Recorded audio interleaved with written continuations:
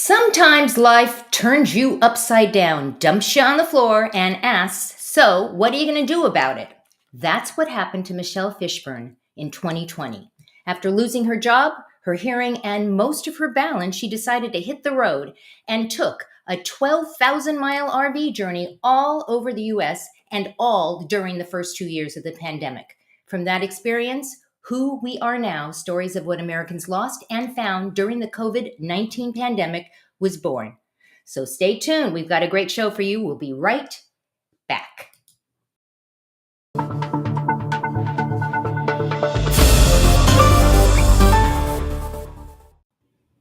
Hey, Michelle, welcome to the show. Well, thank you. When you described what I did, I was like, what kind of crazy person would do that? That would be you. Because you really did that. And wow, your story is incredible. And the stories that we're going to be talking about as well in your book are incredible. So I just want to jump right in. Let's talk about your journey. Let's take you all the way back to 2020. We all know what was going on back then. So tell us a little bit about what happened. And I know it's an anniversary today as well. So give us a little bit of backstory. Okay, so today's anniversary, just so everybody can key themselves in, is 4 years ago today, March 13th, was the last day of school in 2020.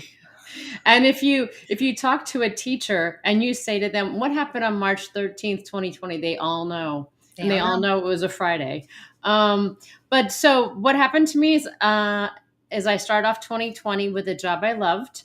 And then an unknown virus took out my 8th cranial nerve in my right ear and destroyed my hearing in that ear and my vestibular system. So I was walking on a walker and and having to learn how to walk again in a straight line. And then about 2 weeks later, I got laid off because of COVID, because I was doing national events for a nonprofit that couldn't happen. And they said, well, there's no reason for us to keep you going. So I had a lovely spring with my senior in high school. And we got, of course, this probably resonates with a lot of people, got to spend a lot of really amazing quality time that we wouldn't have had. Right. I submitted 86 customized cover letters to get a job, and nobody wanted me. I was 57. And I don't know if that played a part, but people wouldn't even take me for free. Wow. So, so on July 31st, the lease on the post-divorce house was up. And I was without a house, a spouse, a job, and a kid to look after because my senior was going off to high school. And it didn't make any sense for me to rent a place because I didn't know where I'd have to go to get a job. So I had homeschooled my kids, and I had a 2006 motorhome. And I thought, well, I'll just move into the motorhome. And then I thought, okay, I could take it to the beach. But fortunately, I was wise enough to remember that you can wake up in hell when you are in paradise, right? Because lovely quote. Because if I woke up every day and kept trying to get a job or consult my way to a job, which is what a lot of people are doing, I think I would have been nervous every darn day. And so I just decided I'd just start driving, and I'm a project person, so I knew I would need a project. And Humans of New York came to mind that some people might be familiar with. And I thought, I'll just go out and interview people I don't know about their lives during the pandemic. I'll take their picture and I'll do a little vignette. And so that turned into 12,000 miles and hundreds. You know, I was sitting here while we were waiting for the start to start. And I'm looking at all the names, 100 people, right? And I can see all of them, and they all come from such diverse backgrounds. And I'm sitting here it just takes me right back to those times. And one of the reasons why I put the book together, I really didn't want to do a book. People said, you have to have a book. And I said, I'm just not doing it. And then they said, but this is history. This is American history. You have to do something for posterity. Right. And nobody else did what you did. Right. And it gives us an idea of what life was like. I mean, I interviewed mayors and ballet directors and unhoused people and monks and, but finding people was hard because one of the things I had forgotten about during the pandemic is that there's really not many people around. And so finding people to Right. interview. So, and it's funny because you just said, as you looked through the book, as you were waiting, it brought back all these memories. You could see their faces and you could see. So, for the person who's going to pick up this book, and we're going to show you how you can pick up a copy of this, it's a lot of stories. There's 100 in here, right? Mm-hmm. And each story is maybe a couple of pages long, right? Yeah, it's like anywhere between 300 and 1100 words. It's supposed to be vignettes, and it kind of tumbles you through the pandemic through all these different lenses. Was there a question that you asked them when you sat down with them? Or did you just say, talk to me? Well, in the beginning, I was terrible at doing this. I went up to people and said, "Can I interview you about how your life has been during the pandemic?" And people just didn't work out so well. Yeah. And then I started to hit my stride and I figured out the question. And the question was this: It's January 1st, 2020. What was your 2020 supposed to be like? And what did it end up being like through the present? And most people, I told them, I said, I'm not going to interrupt you. There is no follow up question. And most people literally, truly talked for anywhere between 30 and 45 minutes. In fact, Wow. I interviewed the Jim Purdue, from Purdue Family Farms. Right. And he said, well, you probably need to do follow-ups. And I said, let's just try this, the way we've done it with everyone else, Jim, and let's just see. And when he got done with his answer, he said, how long did I talk for? And I said, 18 minutes. And he said, that is the longest answer of my life. Oh, my goodness. But even recently, I've talked to a few people I've just met. And I said, well, what was your life like during the pandemic? And it's, Karen, it's the same thing. If you ask an open-ended question like that about their lives during the pandemic, people literally still. Oh, yeah. For 30 minutes. Well, and I'm wondering, I mean, I look at just like everybody else, it was like the 4 years from hell. And yet I can honestly say there were so many blessings that came out of it. Yep. Because of those relationships, because of realizing that every day is precious. And one of the stories in here, the guy's name was Zeev. And, he's a New York City resident with COVID-19. And I think, his story is really, really short. And what's interesting about this is that, he's saying, I'm lying in bed, I'm not feeling well. And you think, am I going to get this, going to get the siren, or every hour that goes by and you're getting worse and worse and you're realizing that you got it. And that it's serious. I mean, when Zeev said to me, because I did this interview with him, because I already knew Zeev a little bit, and he looked at me and he said, what did he say? He said, at least 4 or 5 times over 2 weeks, 2 weeks, right? At least 4 or 5 times over 2 weeks, I literally dialed 911 and was like, Stop. If it doesn't get better in 10 minutes, I have to go to the hospital. So he would dial 911 to wait to see if he had to hit the other one. Was he alone? Was he a single guy, or did he have No, he's married with 2 kids, and the grandparents wanted to come over and take care of the kids, but they didn't want to expose the grandparents. And Right. They lived in a flat in New York City, and his wife had it and he had it.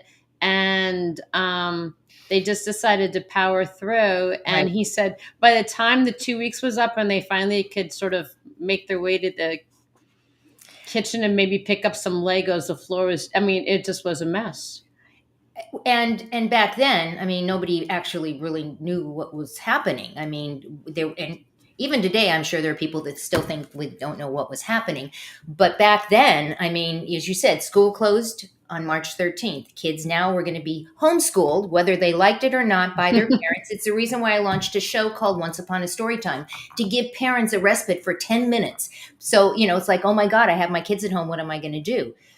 Was there a line of conversation that went through all of these stories that it just, every time you had the conversation, everyone said something of the same thing, or was every story different? Every story was different. And in every story, there was a moment where my jaw kind of dropped. Because small things would happen that I thought, oh gosh, I had never thought of that. So, for example, we'll go back to the ballet. So the one things that really intrigued me, even before I went out there, is if you're a ballet dancer, you need to do ballet with another person usually. Well, in a troupe or in a line or with somebody picking you up. Right, right. And how do you do that? And so when I finally got out to Yuma, Arizona, and talked to a ballet company director, she said, we decided to get a grant for a big mat, and they did Nutcracker on a football field. Oh my goodness. That's Right. amazing. So that's the kind of moment where Right, people were really trying to be resourceful and right. pivoting and figuring out ways to still move forward. And the ways they did it were so clever. So it was really interesting. Now, at the same time, of course, there was a lot of loss and how people dealt with that loss. Also, there was just a lot of strength. When I went out, I expected for people to be despondent, desolate, and even when people lost people, I was amazed by their pluck. And pluck is a word we don't use very much Yeah, I know. anymore. You're But dating it, yourself just a little bit, and I'm dating myself because I actually know what you're saying. So there's that. it means spirited and determined courage. And I think that when remember when the people in Spain were on their balconies and Yes, they were playing their yes, instruments and they were yes, singing, yes. and I'm really glad we saw that first, because to me, these people were in tiny little apartments and they really couldn't leave them, right? Right. And it gave me hope in the human spirit that, we would make it through this, and it would be hard and it would be uncomfortable, but we would still bond together for community. And so I guess if you were asking about the thread that I did see is after almost every interview, the person would say to me, so you've been driving around, right? And then I'll say, yes. And they'll say, how are people doing? Like, could you tell me a story? Can you Oh, tell me about wow. some of the people that you met? And this sense of we're all in this together Right. was very real on an individual basis. That makes sense to me in so many ways because it's almost like we're not alone, and somebody else is not just somebody else, everybody else is going through what we're going through in different degrees. Now, I'm very fortunate, in my household, my husband and I, we never got COVID. Now, that might be because my husband's a cancer survivor, he's immune compromised. We never went outside. It became a joke that we literally never left the house. Now, my family, my 90-year-old father, my mother, everybody got COVID multiple times. And it really puts a premium on life, right? You start to think just like that. And that's what that story, the story was. It was Zeev, right? With Just Zeev. like And that. that was really early. Like he got COVID very early March. The first wave, he had it. Yeah. My sister had it. My sister was in Morocco on a group tour, and the entire group got COVID. It was right before the 13th, actually, and they were on their way home. So it touched everybody. But again, I think it bound us together in ways that we probably never would have been bound together, right? When you were talking about the people being abroad, it made me think of one of the stories, Corrine, who lives in New Jersey. Mhm. She had been waiting to adopt a child in Haiti. And and it was looking like she wasn't going to be able to get there. And so she decided, I'm just going to fly down there and get my daughter home. Mhm. And she was able to get her home the day before the borders closed. Wow. That's like, Yeah. yeah. And now, so Lee just said, interesting that you experienced how, as individuals, we're all in it together when our society tore itself apart on a grand scale, which is truism. I mean, that's It's very true. And that's what surprised me when I went out there. I was actually expecting to be uncomfortable. I was expecting to experience fear at times, and disbelief at times. And what I found was when I was dealing with people one on one. In fact, frankly, most of them probably didn't vote the way I did. And I asked this open-ended question about what was your 2020 like. hardly anybody said anything about politics. Wow. Because when you ask somebody, what's your life been like? They're going to talk to you about their family, their friends, their health, maybe their spiritual beliefs, what they did to help others. And that's what people were really focused on. And how do I keep my job? And how do I keep an income going? And what do we do with the kids and my job? Right. And that's what people focused on. So I was fortunate that the question really leaned into people being people, and hardly anybody brought up being politics. divisive. Right. If you're just tuning in, we are talking with Michelle Fishburne. She is the author of Who We Are Now. She spent 12,000 miles on the road in her RV, and we'll talk a little bit about that. But if you want to pick up a copy of the book, and I think you should, go ahead and scan this. And if you're on your phone, the link will be in the comments as well. And go pick this up. I'm curious, and I know Michelle will probably be curious as well, which story touches you? Which one of the stories you relate to the most? Because there are so many amazing stories in there. So you're out there in an RV, right? Yep. With your dog. How was that? I mean...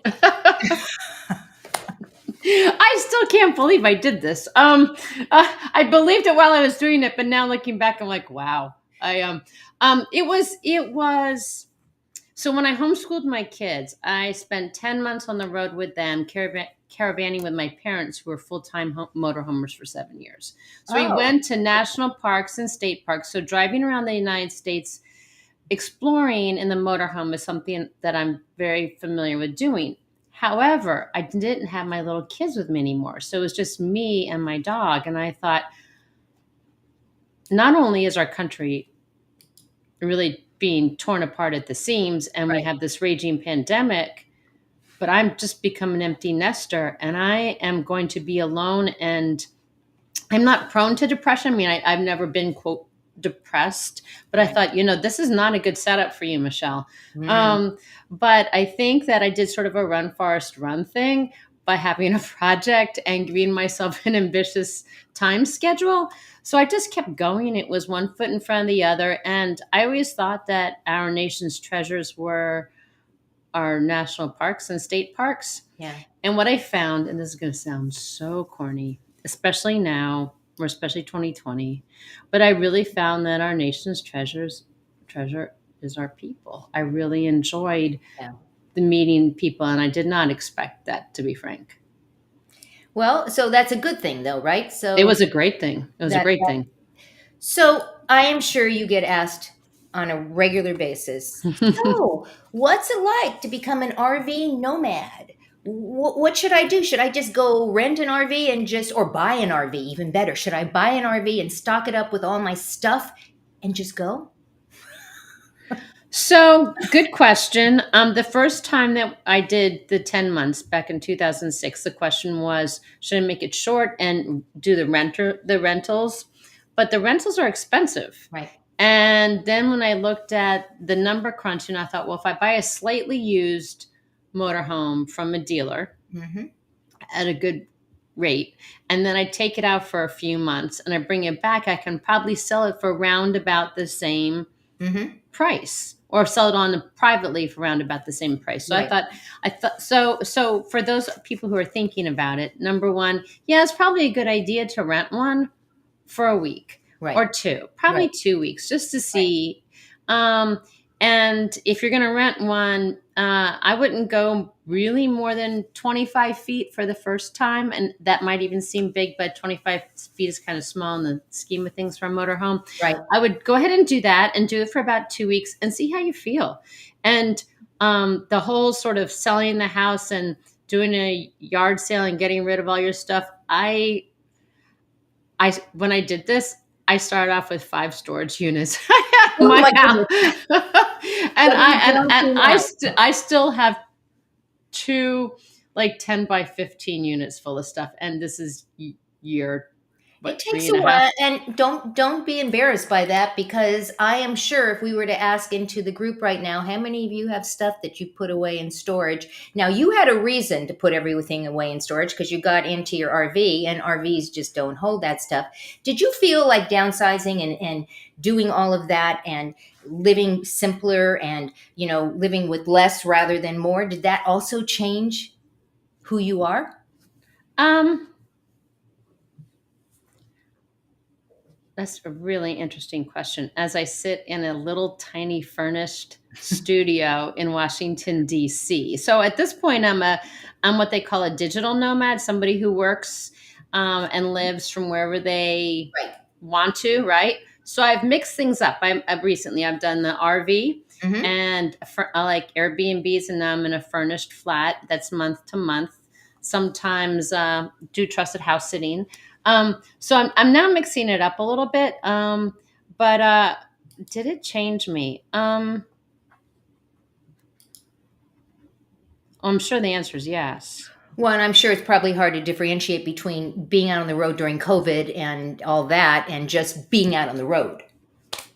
I think that it made me more comfortable uh, with being by myself and entertaining myself. I was really happy. Yeah,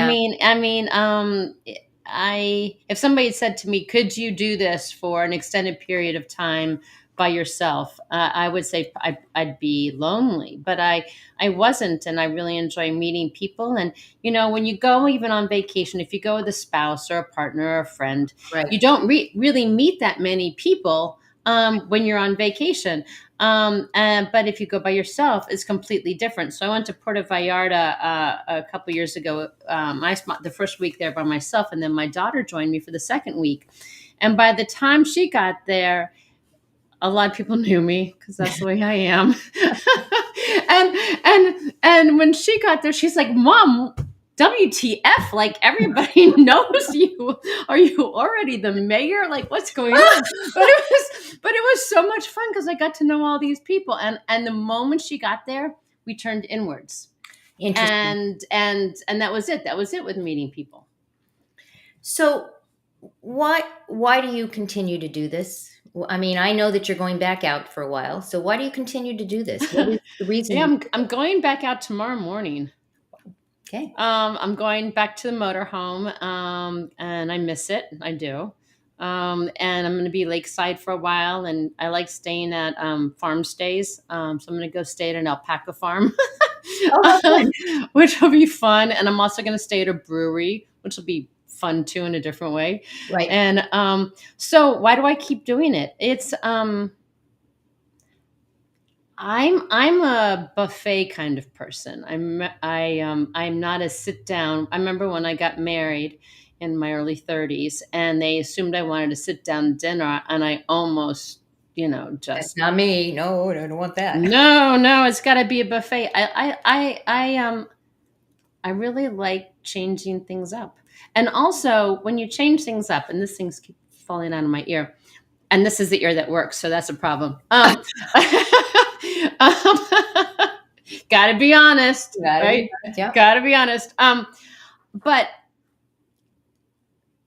I have enjoyed aging because what I've realized, and I've enjoyed in a strange way being thrown about and having the rug pulled out from under me, because every time something changes, I get to see a different version of myself. And Right. so, what I've said to people is, I think of people like kaleidoscopes. We're born with a certain number and like colorful whatever at the end, right? And Right. every time we turn it, we get to see a different version of Version. ourselves. And each version's beautiful. Right. And frankly, I wouldn't normally, if I'm really comfortable, I'm not going to mess with it, the dial, right?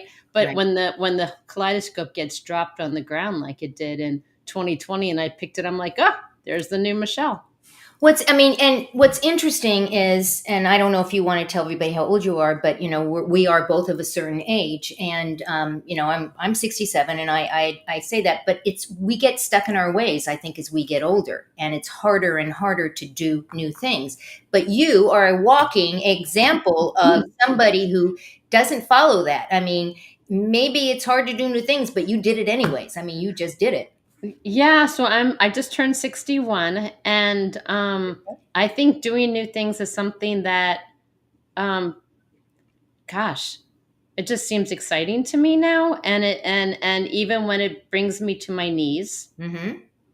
which sometimes stuff does, I've proven to myself now that um I'm going to be okay, and Yeah. I'm going to get up.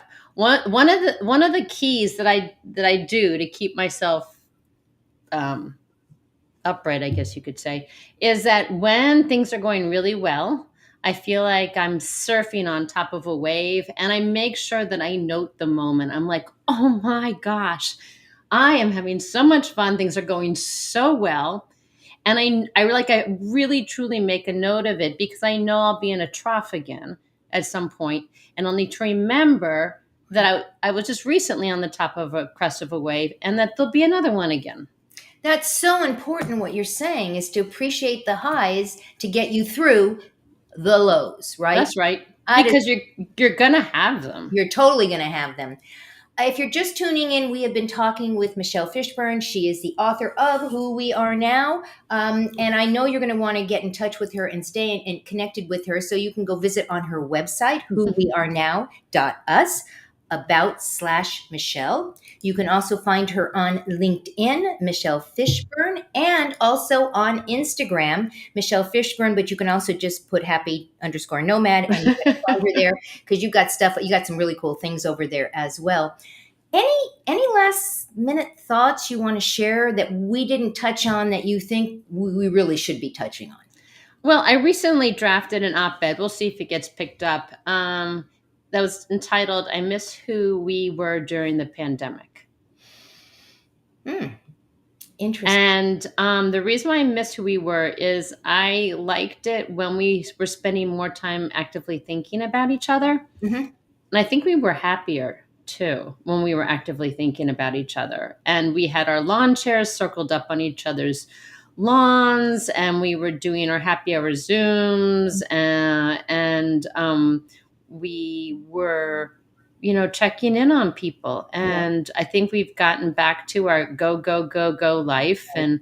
Um, and I think we lost something when we did that. I that's kind of what I meant by it was a blessing. I mean, my family, where we never hung out together, we're all spread out all over the place. We ended up doing a weekly Zoom that we did for almost 4 years, almost until the end of last year. Every single week, the entire family, all the kids Wow. and both parents, because I'm very blessed, my parent, and we would get on with our spouses, and we would just every single week, nobody would miss it. And that is a blessing. It truly is a blessing that I fondly look back on and want to do it again. Right? Yeah. I actually miss that. I want to put up the book one more time so people can go scan it, go get a copy of it, and let us know what you think. And we might want to know your stories as well. You might have some stories. Are you going to do another book? Everybody has a story. Are you doing another book? I am going to do another book. I am torn about the topic, and it's a major commitment. Yeah. I'm tossing around several in the back of my mind, and yeah, so there'll be another one. I really like understanding other people's views of life and life experiences, Yeah.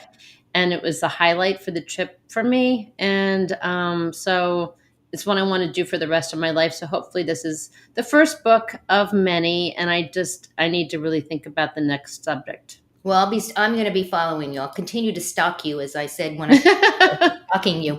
I have one last question, and Sure. that is a question I ask every single guest. How do you want to be remembered? Ooh. As the person who helped us understand each other a little bit better. Thank you.